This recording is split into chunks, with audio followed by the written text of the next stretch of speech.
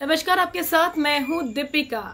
Well, Karanvir की आंखों में पहली बार आंसू थे और ये आंसू इसलिए थे क्योंकि उनकी जो क्लोज वन है उन्होंने उनके लिए राशन मांगा था।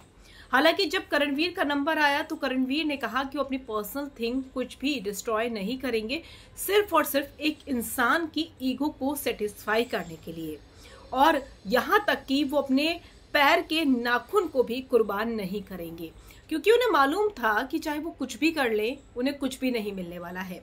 ये बस एक ईगो सेटिस्फाई करने वाली बात है कि अगर सामने वाला आपसे खुश है तो वो आपको देगा, वरना नहीं देगा।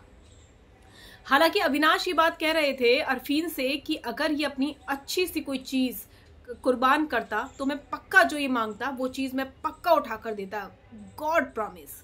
तो ये बातें उन्होंने कही, लेकिन ये बातें सच नहीं थी क्योंकि सब जानते थे कि अविनाश का मन था ही नहीं कुछ देने के लिए।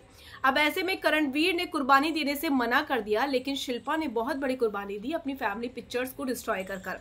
हालांकि बिग बॉस के घर में डिस्ट्रॉय कुछ नहीं होता है, सब कुछ मिल जाता है वापस। लेकिन जब शिल्पा डिस्ट्रॉय कर रही थी तो वो सबके लिए सब कुछ मांग रही थी, लेकिन उन्हें बदले में मिला सिर्फ घी। अब ऐसे में ना तो उन्हें करणवीर के लिए अंडे मिले, ना ही विवियन की कॉफी मिली, और करणवीर की आंखों में आंसू थे क्योंकि शिल्पा जो थी वो बहुत ज्यादा रो रही थी। अति रो गई शिल्पा भी, और उसके बाद उन्होंने शिल्पा को गले से लगा लिया क्योंकि शिल्पा ने कहीं ना कहीं ये कुर्बानी उनके लिए और विवियन के लिए दी थी। शिल्पा को अपने लिए कुछ नहीं चाहिए था और ये सारा घर जानता है, तो शिल्पा को सिर्फ घी में टरका दिया अविनाश ने।